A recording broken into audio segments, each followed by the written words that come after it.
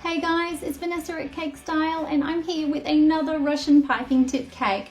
Now you may also notice that there's something a little bit different. Yes, I have gone to blonde.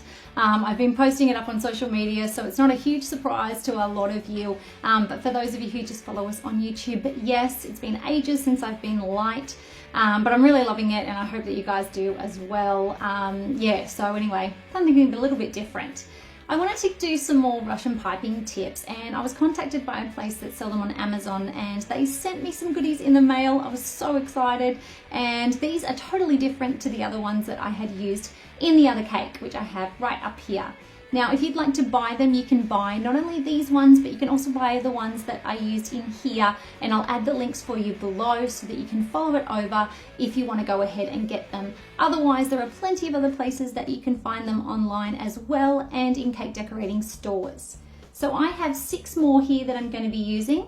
I also have made up 6 little batches of our sweet buttercream, and I'll add the recipe links below. As well as then I have some piping bags and some scissors. Now I've gone ahead and just done a crumb coat on a 7-inch round cake, and I want to use this as a really blank canvas to then put as many of these gorgeous flowers on there as we can. So what I'm going to do is cut the top off our piping bags and pop our piping tips in. Now the first time that I worked with these, it was actually my very first time. I hadn't done any practicing whatsoever. This time I wanted to have a little bit of a go because, as you can see, some of them are quite quirky and I was wondering how they were going to turn out. Were they still going to look like a flower? Were they going to look like a texture of some kind? I found these look like cute little flowery puff balls, and I thought that they would be super cute to make it look like a flower and add it in with all of our other flower ones. Now I also think it's really key to go ahead and practice so that you know what colors to use. You know that I love to make cakes that have a bunch of beautiful pretty colors, but it's important to make sure that you use the right colors for the right kind of flowers. So that's part of the reason why I had a little go first.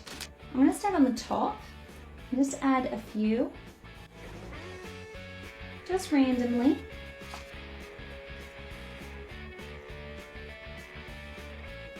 These ones are like a giant puff ball, which is kind of quirky. This one's a little more open.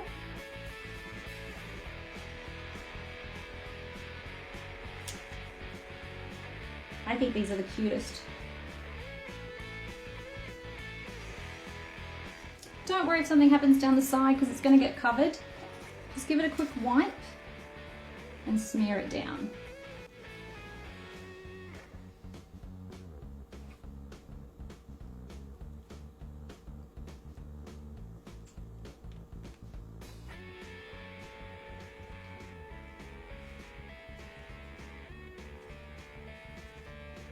And then you want to work your way down the sides.